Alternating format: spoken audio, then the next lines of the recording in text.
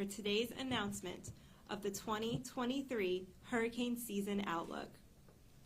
My name is Allison Santorelli, and I am the media contact for today's event. At the conclusion of this news conference, you may reach me at nws.pa@noaa.gov. The news release and graphics related to today's announcement will be available on noaa.gov shortly. For those of you joining us by webinar, this news conference is being recorded, so if you do not wish to be recorded, please disconnect at this time.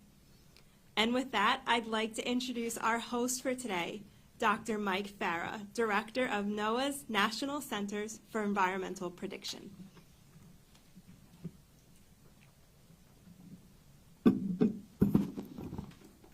Thank you, Allison. Welcome. I'm really honored to be the host for today's ceremony, an event, and I welcome you here to this world-class facility here in College Park, Maryland. Scientists at NOAA's National Centers for Environmental Prediction are dedicated to delivering national and global weather, water, and climate information to protect life and property, as well as the economic well-being of the nation. The building you're in today is home to 5 of our 9 national centers, including, first, NCEP Central Operations, or NCO, who operate the Weather and Climate Operational Supercomputing System our models run on, as well as other processing and dissemination systems. Secondly, the Environmental Modeling Center, or EMC, where the computer models develop and improve our nation's weather models. Third, the Weather Prediction Center, or WPC, where national forecasters provide services 24/7 for weather forecasts to support our National Weather Service's 122 local weather forecast offices.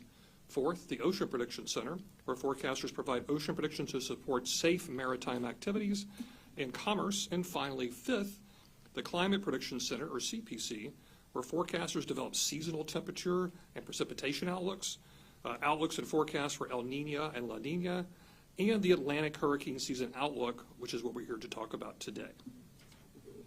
In addition to the 5 centers here in this building, we have 4 other operational centers located across the country, including the Aviation Center in Kansas City, the Storm Prediction Center for tornadoes in Norman, Oklahoma, and the Space Weather Prediction Center in Boulder, Colorado. But perhaps the most well-known for those of you in the media is our National Hurricane Center, which is in Miami, Florida. And I would like to acknowledge that we do have the new director with us today, Dr. Mike Brennan.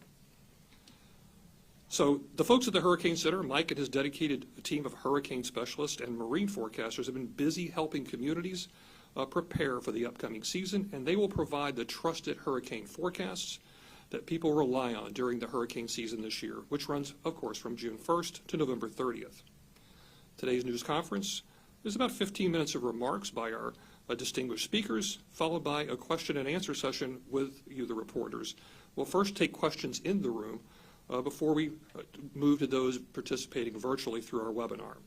So today's speakers are U.S. Department of Commerce Deputy Secretary Don Graves, NOAA Administrator Dr. Rick Spinrad, and FEMA Administrator Deanne Criswell.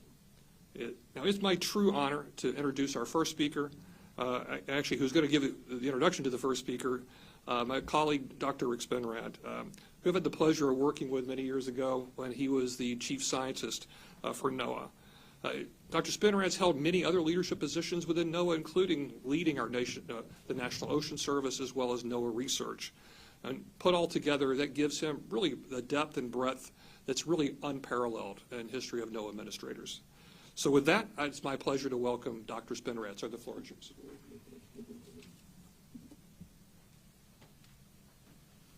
Thank you, Mike. And it is my pleasure to welcome Deputy Secretary Don Graves here today. Deputy Secretary Graves has been a very strong supporter of both NOAA's mission and our workforce, and in fact has really been an integral champion within the Department of Commerce to make sure that the work we're doing at NOAA is closely coordinated with all of the equities and entities within the department, especially in the context of our work towards developing a climate-ready nation to ensure that the public and communities and industry have the kind of reliable, actionable, and accessible information needed to make decisions related to weather and climate events. And with that, we're very glad to have Deputy Secretary Graves here today, and I will turn the mic over to you, sir. Thank you. Well, thank you so much, Dr. Spenrad, and thank you all for having me here today. Welcome to everyone who's participating in this press conference. Welcome to NOAA's National Center for Weather and Climate Prediction.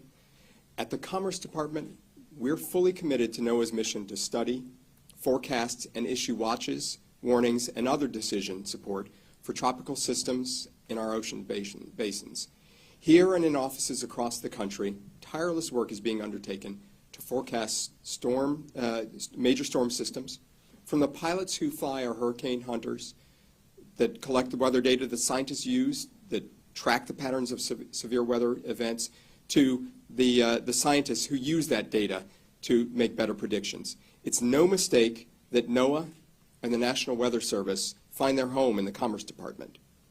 Hurricanes and the destruction they cause can have devastating impacts to affected communities and to local economies.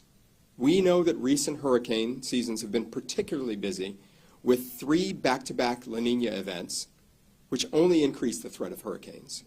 Last year alone, we saw 14 named storms accumulate, 3 of them hurricanes that hit the United States, causing a collective $117 billion in damages when adjusted for inflation.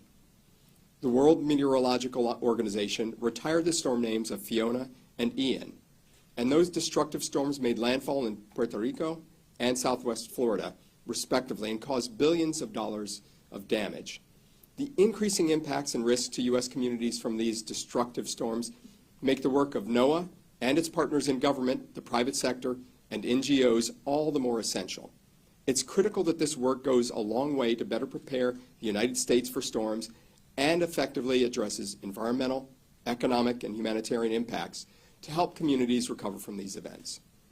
To broaden the impact of NOAA's work, we have to make continuous investments focused on innovation aimed at supporting NOAA's ability to make accurate weather forecasts through implementing more powerful supercomputers, developing upgraded forecast models, extending NOAA's decision support services to local officials who are responsible for public safety, employing better satellite observations, including state-of-the-art GOES and polar orbiting satellites, and expanding community outreach to equip every community in the country with the information that they need to appropriately prepare and respond to potential hurricanes. These investments are critical because preparedness protects property, informs communities, and saves lives. NOAA's investments from the Bipartisan Infrastructure Law and Inflation Reduction Act, $6 billion in total, represent transformative opportunities to support all Americans, including vulnerable populations, in efforts to make our communities even more resilient to future weather and climate events.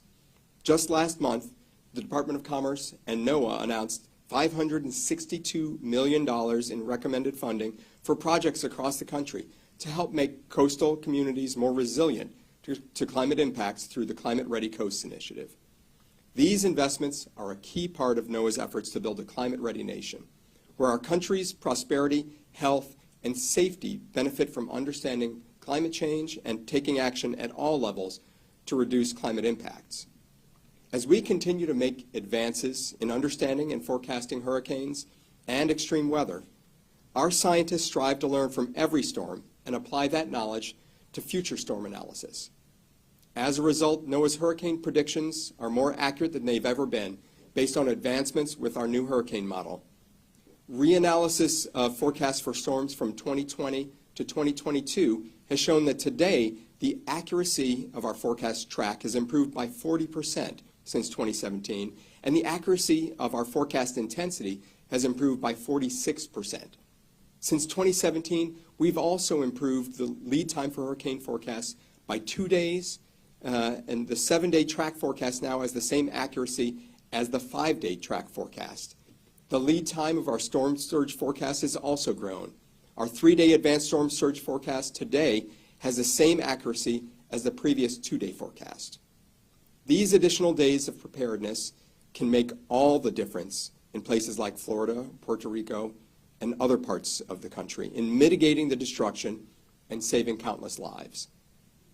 These improvements not only make our country safer, and more informed about hurricanes and their impact, but they also speak to the importance of the work being accomplished each and every day by the dedicated individuals at NOAA. As hurricane season approaches, the overarching message today is clear. NOAA and FEMA are prepared for the upcoming season. Now it's time for communities to prepare as well. It's absolutely crucial that all Americans living in the potential paths of these storms, even well inland of the coast, follow NOAA's guidance for preparation and determine your risk, develop an evacuation plan, and assemble the disaster supplies that you may need if a severe storm strikes. Please stay informed and be ready to heed warnings from NOAA's National Weather Service and your local emergency managers. NOAA, the Department of Commerce, along with our federal partners like FEMA, stand ready to serve the nation before, during, and after each storm, and ensure that communities have the resources they need to overcome the threat that hurricanes pose. Thank you for joining us today. Thank you to NOAA and FEMA for their continued service to make this country a safer place. I'm sorry I won't be able to stay for the rest of today's event, but with that, I am pleased to turn it back over to Dr. Spinrad. Thank you. Thank you, Deputy Secretary Graves, and good morning to everyone. So, welcome to the NOAA 2023 Atlantic Hurricane Season Outlook. Let me start by saying that whether you're joining us in person or remotely, we really appreciate your attention to this very important announcement. I want to extend my gratitude to my friend, Dr. Mike Farah, for hosting us, along with the many scientists, technologists, technicians who work around the clock in this building and elsewhere to provide weather, water, and climate forecasts and projections to keep the nation safe and informed. I want to take a moment to recognize also that although we're here today to announce NOAA's 2023 Hurricane Outlook, I do want to acknowledge the people of Guam, CNMI, Rota, Tinian, Saipan, as they respond and begin to recover from the devastating impacts of Typhoon Mawar. I'd also like to thank the NOAA employees working at the National Weather Service's forecast office in Guam, who sheltered in place to ensure continuity of forecast operations throughout the storm. I will say personally that to me is kind of the sort of extraordinary activity of our workforce, where they're putting mission first, and in many cases when their own lives and livelihoods and families are being threatened. So I can't overstate how much I, as administrator, appreciate the effort they've undertaken. And as officials begin to assess the damage, one thing is clear: the forecasts, warnings, and decision support services that NOAA provided saved many lives. That's unequivocal. So as we enter the start of hurricane season, NOAA and the National Weather Service stand ready to provide our nation with the best possible information. You just heard from the Deputy Secretary that best keeps getting better over time. From our researchers to our satellite operators, our hurricane hunter pilots and specialists and scientists, forecasters and communicators, we are prepared to help communities through the upcoming hurricane season with reliable forecasts, warnings, and decision support services. The question is, are you ready? Each year we host this news conference at a different hurricane-prone location to highlight the different hazards that a hurricane can bring. Since we're in Maryland today, I'll note that this year marks the 20th anniversary of Hurricane Isabel. Some of us, myself included, were personally affected by that, so we can certainly relate. Many of you who live here in the Mid-Atlantic might recall Hurricane Isabel, which made landfall as a Cat 2 storm in the Outer Banks of North Carolina, and whose storm surge wiped out a portion of Hatteras Island. Isabel also brought record storm surge up the Chesapeake Bay, resulting in significant flooding in Baltimore and Annapolis. Power outages, including at my own home, were a significant effect of the storm, and Isabel is directly responsible for 17 deaths, mainly through drowning, 34 indirect deaths. Several of those were attributed to carbon monoxide poisoning from generators running in closed spaces without proper ventilation. Carbon monoxide poisoning, in fact, is one of the leading causes of death after storms in areas dealing with power outages. Never use a portable generator inside your home or garage. This year also marks the 5th anniversary of Hurricane Florence, which experienced rapid intensification off the East Coast and brought significant flooding to the Carolinas. Riverine flooding, not wind, was the major cause of damage and loss of life in Florence. Damages from Florence are estimated to be $24.2 billion. Recovery efforts from the extensive flooding continued for 8 weeks. These recovery efforts were prolonged by impacts from Hurricane Michael, a destructive Category 5 storm, as it moved inland. Michael dumped heavy rain and brought hurricane-force winds across a huge swath of the eastern U.S. from Florida through the mid-Atlantic. Many of us remember where we were when these storms hit and how they impacted our communities. Marking their anniversaries helps us remember that being prepared means staying prepared. Another important facet of reviewing previous storms is that we can see the progression of improvements in our observations and forecasting systems that grew out of experience and knowledge each storm provided, whether it be by rapid intensification, intense rainfall, storm surge, or other features. NOAA is in a constant posture of upgrading and improving our service to this nation. Let me give you some examples of key enhancements we're making this year to boost our capabilities for the upcoming hurricane season. As you just heard from Deputy Secretary Graves, investments under the Bipartisan Infrastructure Law and the Inflation Reduction Act have afforded NOAA the opportunity to better support coastal communities responding to climate change through NOAA's Climate Ready Coasts initiative. We have 2 new forecast model enhancements this year. A major upgrade to our storm surge model expands probabilistic forecasts for storm surge to Puerto Rico and the U.S. Virgin Islands, now providing emergency managers and coastal communities with the most likely range of storm surge values so they can be better prepared and informed. Next month, we're launching a new hurricane model that will eventually become our primary hurricane model. The model, called the Hurricane Analysis and Forecast System, was developed by NOAA researchers with hurricane disaster supplemental funding in 2018, 2019, and 2022. Retrospective analysis of storms in the North Atlantic Basin from 2020 to 2022 showed that the new hurricane model provides up to a 15% improvement in track and intensity forecasts over existing models. Directed by the Weather Act of 2017 and developed under NOAA's Hurricane Forecast Improvement Program, the new model aims to improve forecasts for rapid intensification. All of our forecast models run on NOAA's operational supercomputing system. In July, we'll be expanding our supercomputing capacity by 20%. This upgrade will allow us to run more complex forecast models and provide faster and more efficient computing power for operational prediction, research, and development.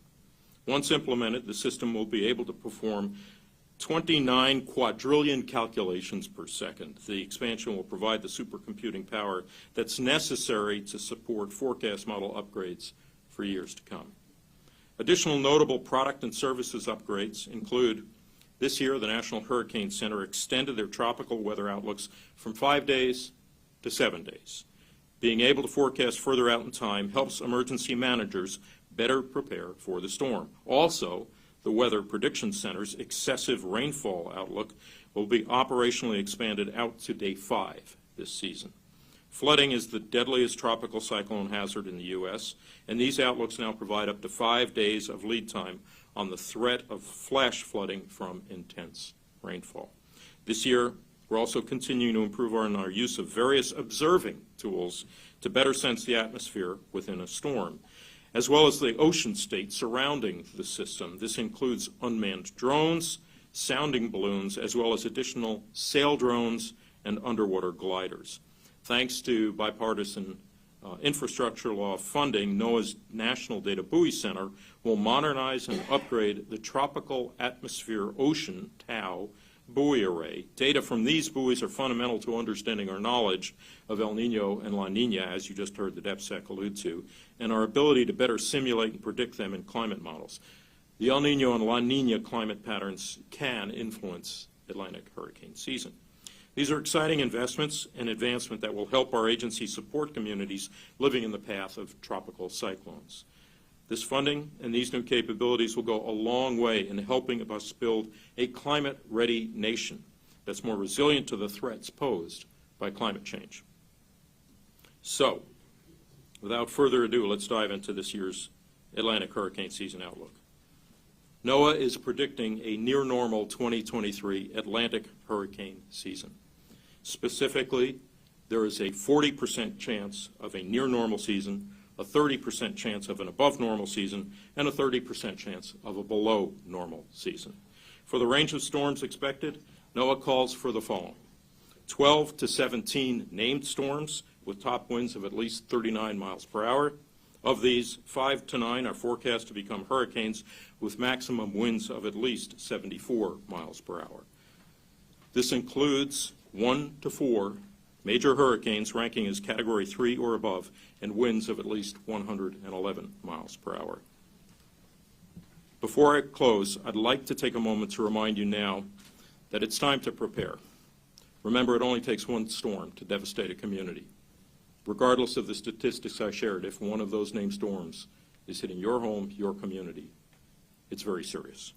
I'd also like to give special thanks to the skilled and dedicated forecasters at the National Hurricane Center in Miami, who work around the clock to deliver timely and accurate forecasts each and every hurricane season, as well as the hurricane hunters who fly hundreds of hours each hurricane season to support critical hurricane forecasting and research, and the numerous members of the emergency management community who are so critical to protecting lives and property. And the experts at the Climate Prediction Center, who develop seasonal outlooks, including the Hurricane Seasonal Outlook, which are used as a tool by decision makers, emergency managers, and the public when preparing for the season ahead. And finally, the dedicated forecasters of the National Weather Service, who work around the clock in every U.S. community to provide weather forecasts and warnings the entire nation can depend on. The dedication of these public servants quite literally saves lives and safeguards our communities and businesses. And now, it's my pleasure to invite FEMA Administrator Deanne Criswell to the podium. Thank you.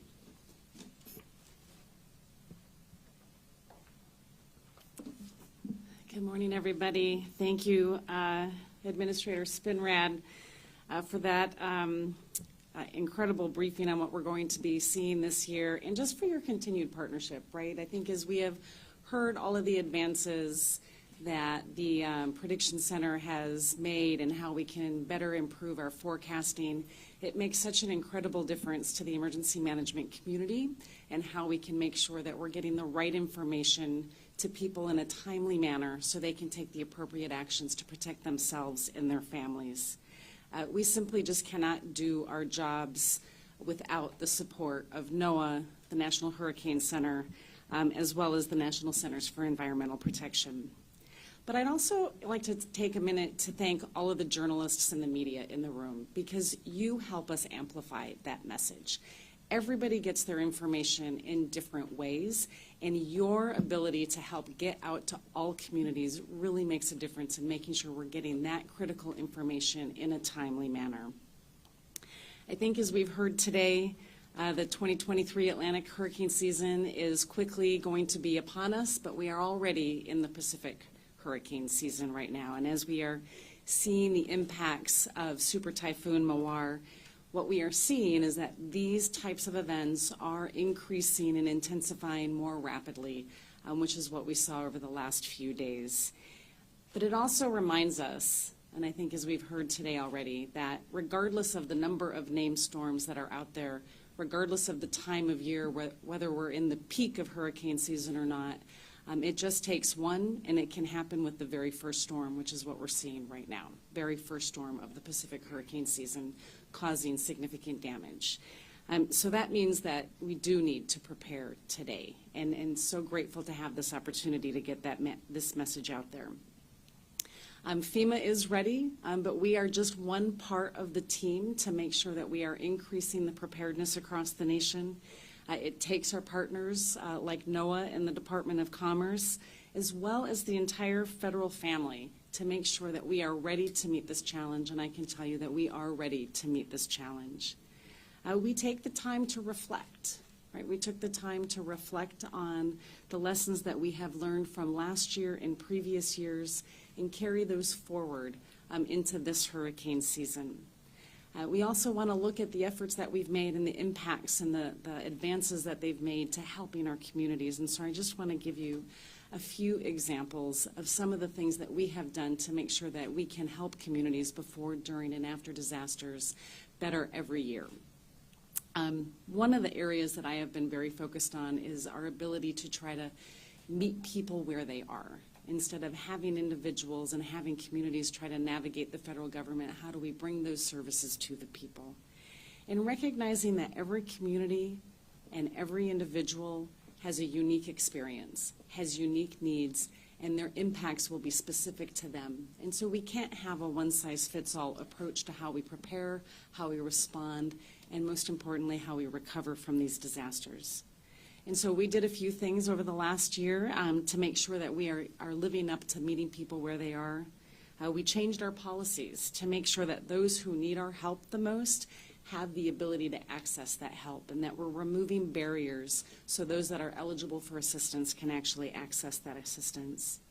One of these things was a policy change to the types of documentation that we accept to prove that you own your home or that you occupy your home. And because of this update, I'm very proud about the number of individuals that have been able to get assistance. Since we made this change, over 128,000 individuals and families have been eligible for assistance, bringing over $754 million into their pocketbooks to help them jumpstart their recovery. These are individuals we would have denied assistance in the past because of our policies. But because of these simple policy changes have really made a difference in the ability for these individuals to start their recovery process.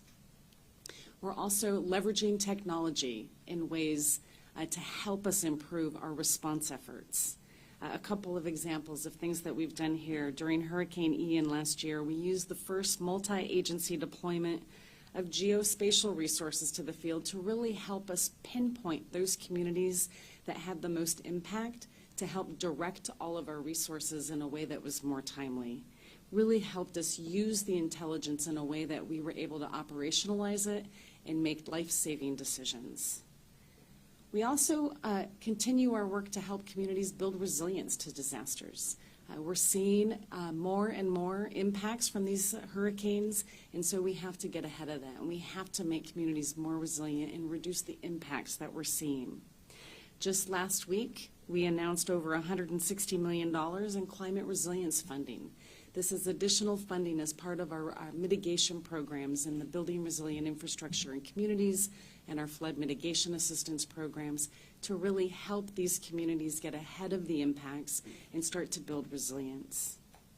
We also selected an additional 46 communities for direct technical assistance, helping these communities, bringing the federal family together to come into these communities and help them think about the ways that they can build resilience, the way that they can reduce impact and be more eligible for the different grant programs that are available across the federal government.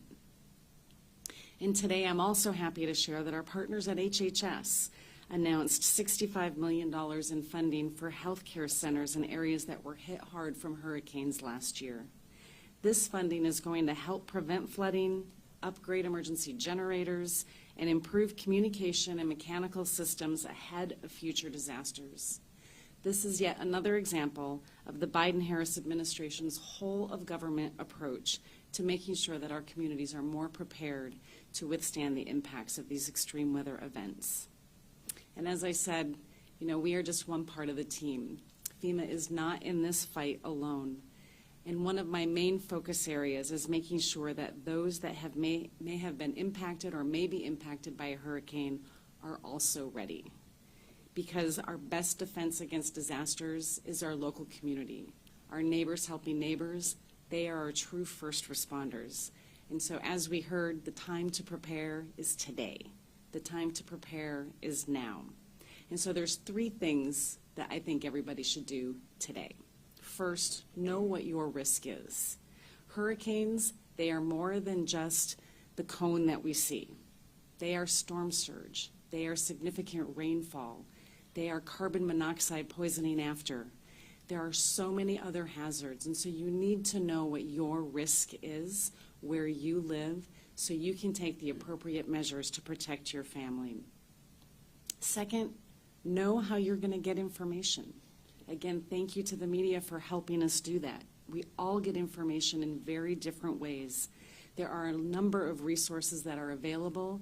We always encourage everybody to download the FEMA app. You can also download weather apps from NOAA and the National Weather Service, also in your local community, and sign up for their emergency alerts so you know how you can get information so you can take immediate action when needed. And then third, make an emergency plan. Do you know where your evacuation zone is? Do you know which evacuation zone you're in? Do you know where you're going to go if you're asked to evacuate? Remember that if you are asked to evacuate, moving away from the hazards does not necessarily mean that you have to go another state or two away. It could be just 5 miles away from the hazard into an evacuation center until the threat has passed. So take the time today to learn which evacuation zone you're in and what actions you will take if you are asked to evacuate. And as part of your planning process, it's also time to review all of your important documents. Make sure you have them prepared and ready to go with you in case you need to use them. Review your insurance policies and consider flood insurance if you don't have it already. At FEMA, we say that no two disasters are the same. And in that same spirit, being prepared means that it is not a one-size-fits-all solution. You need to understand what your risk is, what your family needs are, what your unique circumstances are, to take those appropriate measures to protect you and your family. So I implore everybody that is watching at home, listening to this in their car, or reading this in your local newspaper or social media event, learn today what your individual risk is and the actions that you're going to take and plan accordingly. These storms are going to continue to develop faster. They are going to be stronger. They will last longer.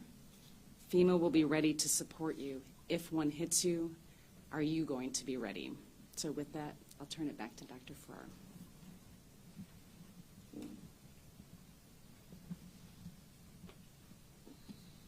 Thank you so much, Administrator Criswell.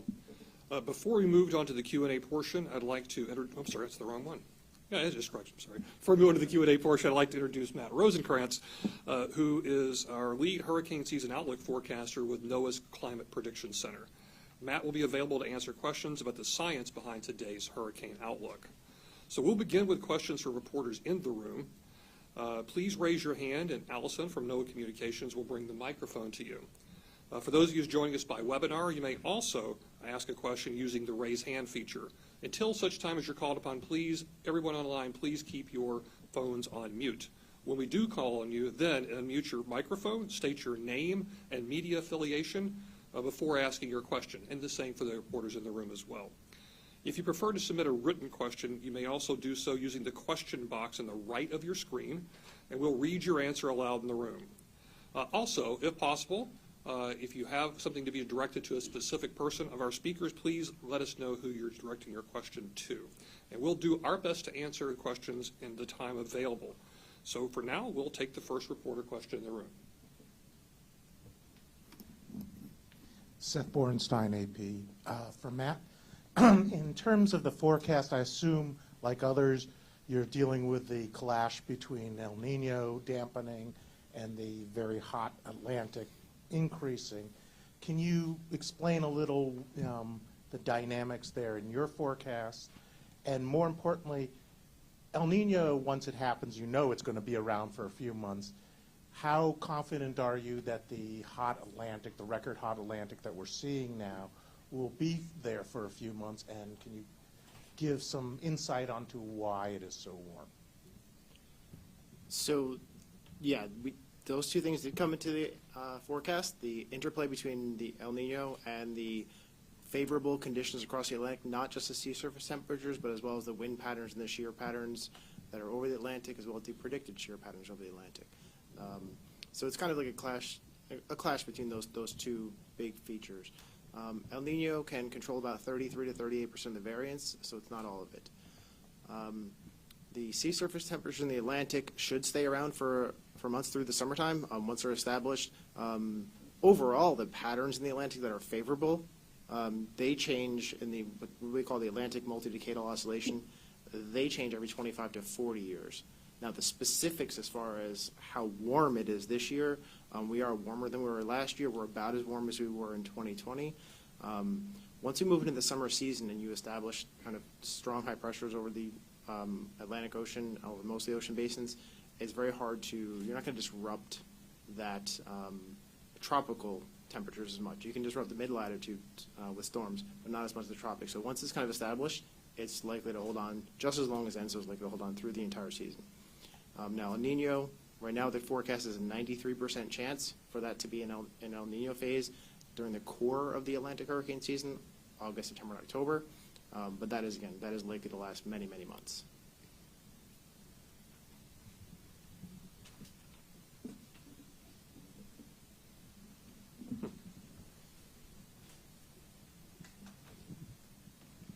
Hi there. Either for Matthew or Dr. Spinrad, or actually I guess any of the three could address this. Chase Kane with NBC, wondering about the sort of abnormally warm ocean temperatures, the impact that can have on rapid intensification. People on the coastline might see, oh, a Category 1, I don't need to evacuate, and then all of a sudden it's Cat 3, 4, 5 storm. How do you communicate that risk as these temperatures get warmer and these storms intensify more quickly? So I'll start and then ask if anybody would like to do it. I mean, we've certainly been communicating this risk through our forecasters at the Hurricane Center. Our hurricane models have also been able to improve the rapid intensification forecasting over the last several years. So we've been able to communicate that earlier than has been possible in the past. And if there's anybody, would you like to add anything else? I want to make sure Administrator Criswell talks about that response, but I want to add a little bit geekier perspective on the intensification, because I think I may be the only card-carrying oceanographer in the room. And I will point out that one of the important things that we're doing at NOAA is looking, obviously, at sea surface temperature, but also it's about total heat content. And so making use of a lot of satellite capabilities and then the new observational capabilities that we alluded to, like gliders, for example, allows us to get better information about how much total energy is in the ocean available to contribute to intensification. So that's part of the improvement that you've seen that then gets reflected in the kind of forecast that Mike just alluded to. It's a great question, and I think one of the things that we have to focus on as we go into this hurricane season is not just the hazard itself, right? Not just the category of the storm, but all of the risks that go with it. And so is it going to intensify more rapidly? What are the other pieces that we're concerned about? You know, the new accuracy or the modeling that we're going to be able to do for storm surge. This part of risk communication is where I think that we need to direct our focus to, and using all of the mediums that we have available. And it's going to be even more important that we start to get those types of messages out sooner across all forms of social media, national and local news, but using the emergency alert apps that people have to be able to get that information, to be able to take action quickly. But you can only take action quickly if you take the steps today to make sure that you're ready to take that action quickly. And so being able to communicate those risks and what those risks are and not just the category is going to be a cultural shift, right? And a mind shift for the people that live in areas that are typically going to say, well, I've lived through a Category 1 and then all of a sudden it's a Category 3, or I've lived through this before, and now we have intense storm surge, and we have increased rainfall that's creating additional hazards that they haven't experienced before. The risks of these storms are different than the risks that they faced 10 years ago. We have to be able to get that message out to people.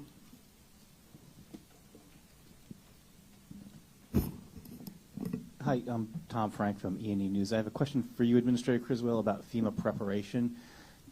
First, the disaster relief fund, you said it's going to run out of money in August and that you're going to ask for more money. I want to ask, have you put the request in? What's the status? And then also FEMA staffing. The GAO just put out a report talking about shortfalls in staffing. What are you doing about that? So on the disaster relief fund, yes, we're still projecting a shortfall. I believe it's in August now. It's been pushed back. And we are still working with the administration on what a supplemental request would look like.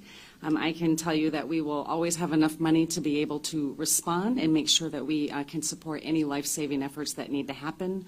But if we do end up with a shortfall, we would see some impacts to the ability to continue ongoing recovery operations. But we continue to work with the administration on that.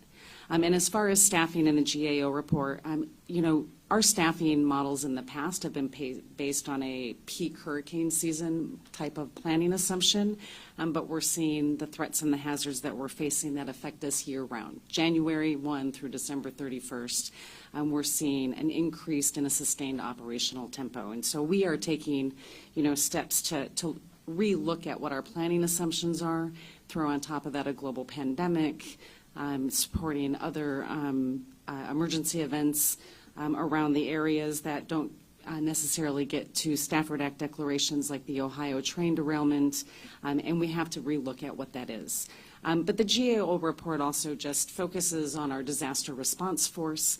We also have all of our staff that are at headquarters that we can reassign as needed to support our disaster response. We have our surge capacity where we can tap into all of our DHS partners and other federal partners to come in and support different areas. And we did just get great legislation passed by Congress that gives us USERRA protection that's going to really change our ability to recruit the biggest part and the most critical part of our workforce, which is our reservists. And so they now get job protection. And so now we have the ability to recruit very specifically some subject matter experts, but also broaden the pool of individuals that want to be able to support response operations like this, but have a day job. Now they'll have that job protection to be able to go in and support some of our efforts as needed. And so we're using that as a targeted recruiting tool going forward.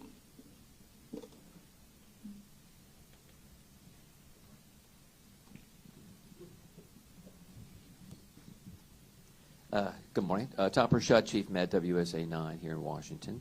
I love computer models, so I'm intrigued with this new hurricane model. Can you talk a little bit about the evolution? Did you start from scratch? Did you take some models and blend them? And when can I get my hands on it? Matt or Rick, I don't know who wants to take that. I can start. Okay, please. So the new hurricane analysis and forecast system is actually being built on the framework of our unified forecast system. This is where we're taking a unified framework for our global and regional models. And so it's been built inside that framework. So we did not start from scratch, but we've added new physics, improved data assimilation and dynamics, and as Dr. Spinrad talked about, right out of the box, the very first time we're going to implement it, at least for the 3 years we ran it in retrospective, we were getting around 15% improvement on track and intensity forecasting that we used to have on our HWRF and HMON limited area of hurricane models. Those aren't the only models. We still make use of the global models like the GFS, our international models like the European model as well, and statistical models. So all those are thrown into the mix, and you add on top of that the expertise of our forecasters at the Hurricane Center. So we're continuing to incrementally improve the quality of our modeling. Oh, it's going to be implemented about a month from now, in late June. Okay, I think we've got our first question online. Yes, we have a question online. We have a hand raised from Lance Blocker. Lance, I am unmuting you now. You have to unmute yourself. Please remember to state your media affiliation before you ask your question. You're good to go, Lance. Yeah, thanks a lot. Lance Blocker here, CBS 17 News in Raleigh. Hey, we've had a lot of talk about the impressive El Nino and the above average sea surface temperatures.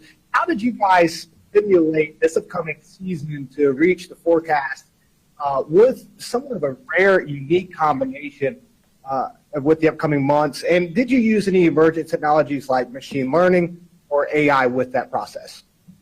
So we do have we use the global models, again, from our own center and from our partners around the world, UK Met, European Center. That inherently takes into account the sea surface temperatures in the globe all at once. We do have work with the Atlantic Oceanographic and Meteorological Laboratory that has a specific model that addresses interbasin Pacific versus Atlantic sea surface temperatures. That was injected into the forecast. And then we have a few other statistical models. So those are all put into the forecast. The team met, we discussed them, the weak points, the strong points of each one of the models, and then our consensus forecast was the forecast we came up with. And what was the second part of your question?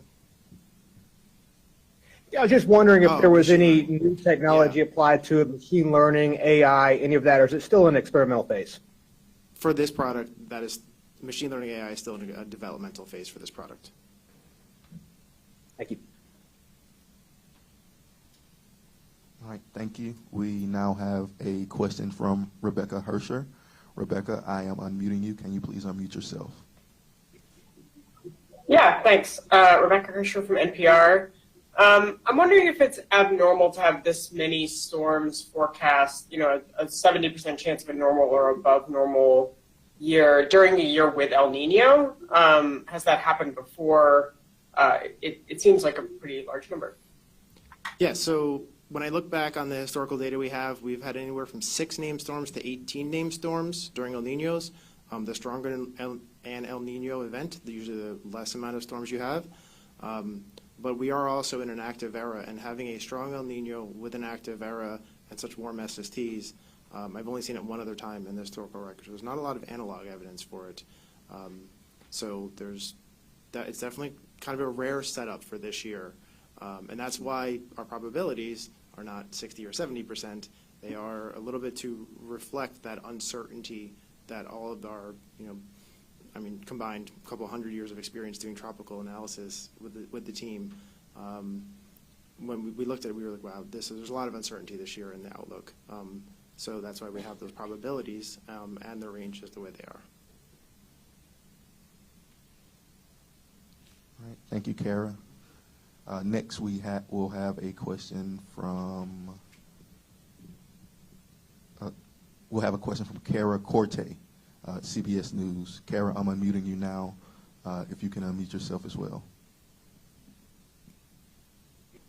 Thank you all for doing this. Administrator Criswell touched on this a bit, but can you all speak to how you anticipate increased intensity of these storms due to climate change this year and beyond?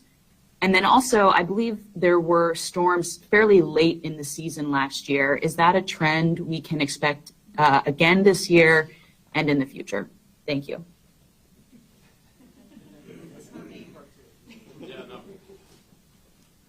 This is Rick Spinrad, the other administrator. And I will point out that what we do see, with respect to your question on a climate signal, I would say that first of all, fundamentally, we know that with climate change and increased energy coming into the system, that energy has to go somewhere. So we see it in a variety of different forms. You may see it in slightly more energetic forms. You may see it in storms, rather. You may see it in storms that, for example, yield more precipitation, slightly stronger winds, that kind of thing.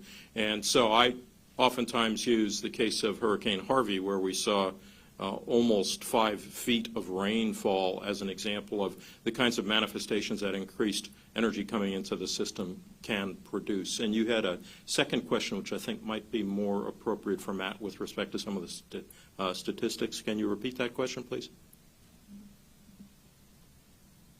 Yes, I believe there were storms fairly late in the season last year, later than normal, into November. And so I'm wondering if we anticipate that happening again. So this specific outlook does not have any information about early or late season storms within today's outlook. We have during active years, like 2020, 2021, we do tend to see more early season and late season activity, but that's generally because the entire situation is more conducive to more formations. So if you have an active year, you typically do have more front and back end to the season storms, but not necessarily. But this specific outlook does not have any information, and it's not part of the package that we look at. We're just doing the total season from these numbers. So I can't really give you any information on should we expect a late season this year or not.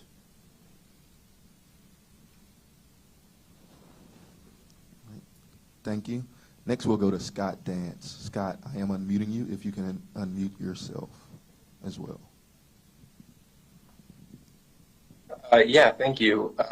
This is Scott Dance with the Washington Post. I was just wondering, is this forecast maybe a sign that global warming and ocean warming in particular could change the way that El Nino behaves in the Atlantic basin in hurricane season, or the effect of it, limit the effect of it in some way? So there's kind of two parts to that answer. There is open areas of research within NOAA and the academic community on the global response to El Nino or La Nina, and what does that look like in future scenarios with a warming planet. And then as far as, so that's an open area of research that still needs to be investigated. And then as far as this year, El Nino versus the sea surface temperature, as I said, it's a pretty rare condition to have both of these going on at the same time. Favorable conditions in the Atlantic, the El Nino developing. So there's not really a lot of analog for that to look at.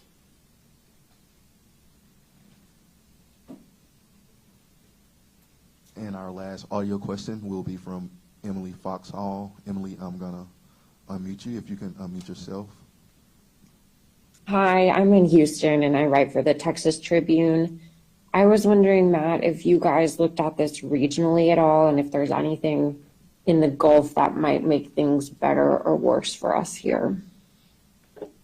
No, this particular forecast is or outlook is for the entire basin. There was really no skill or attempted regional outlook for it. So there's no additional information on where in the Atlantic Basin it will be or whether or not it will be making landfall or not. It's just the total number of storms for the season.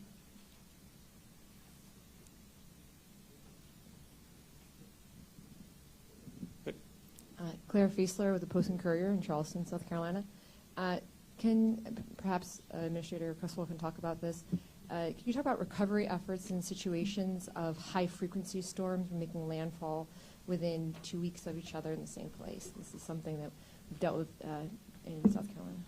Yeah, I mean, that's a great question, right? And so anytime we have a community that is ongoing, still going through a recovery from a previous storm, it just makes them that much more vulnerable to any future events that might come through there. And so we pay very close attention to what the current status of recovery efforts are and where the gaps are, where the weakened infrastructure is and where it's more vulnerable, so we can put the appropriate measures in place to have the resources available to quickly stabilize that event afterwards, but also if there's anything that we can do to shore up or stabilize ahead of a storm. I think a good example of that is really some work that we're doing in Puerto Rico right now. After Hurricane Fiona, we used our ability to go in and provide some stabilization to the power grid to help make them more resilient for this coming hurricane season, an effort that's a temporary measure to increase the number of megawatts that they're able to produce to help make sure that they can withstand. That's just one example, and those are the types of things that we work with governors and my state directors with if they are going to experience a storm and understanding what their impacts are and where their recovery efforts are, but really listening to them where their greatest concerns are and where their greatest needs will be. But it's also really important then for individuals, right, that are still ongoing their recovery efforts to be able to take those actions today to know what they're going to do, how they're going to prepare, where they're going to go to be able to protect themselves and their families. We're now going to go to a couple of written questions from contributors online. Yes, thank you. Our first written question is from Judson Jones with the New York Times. Judson wants to know, with above average sea surface temperatures and current weather patterns, is there a concern for early season storms forming near the U.S.?